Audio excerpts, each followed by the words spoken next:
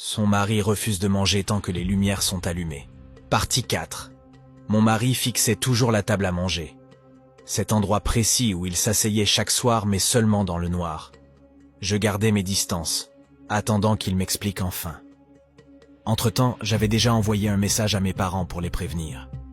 Quand mon téléphone vibra, un léger soulagement m'envahit. « Excuse-moi », murmurai-je, en glissant vers la porte de derrière. Je l'ouvris doucement, et entrèrent un agent de sécurité, un religieux et mes parents. Ils avaient aussi prévenu les parents de mon mari. Mon cœur se gonfla d'espoir. Ils arrivaient à temps.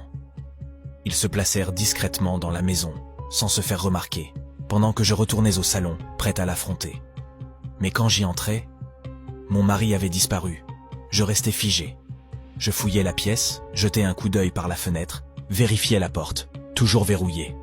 Je courus dans chaque recoin de la maison. Rien. Il s'était évaporé. Soudain, mon téléphone sonna, brisant le silence. Mes mains tremblaient en décrochant. « Allô ?» murmurai-je. C'était la voix de mon beau-père. « Ma fille, j'espère que tu vas bien ?»« Oh !»« Oui, monsieur » balbutiai-je, la voix hésitante. Un bref silence suivit. Puis son ton devint plus ferme. « Où est ton mari ?»« Je ne sais pas, monsieur. » Il inspire profondément. « Ne t'inquiète pas, nous arrivons. Tes parents m'ont tout expliqué. Mais reste calme, d'accord? Tu sais que nous t'avons choisi pour lui. Ton mariage est sûr, fais-nous confiance. » La ligne coupa. J'expirai longuement, puis allai prévenir discrètement mes parents et les autres. Tous entrèrent dans le salon et s'assirent pour attendre. Mais toujours aucune trace de mon mari. Un coup frappé à la porte me fit sursauter. Quand je l'ouvris, ce furent mes beaux-parents. Leur silence lourd pesait dans la pièce. Ils restèrent un instant immobiles, puis mon beau-père s'avança directement vers la table à manger. Il se plaça exactement à l'endroit où mon mari s'asseyait toujours dans l'obscurité. Nous le regardions attentivement.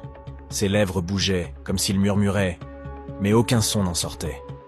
Ma mère pencha la tête vers mon père et chuchota. « Aujourd'hui, notre fille doit quitter cette maison.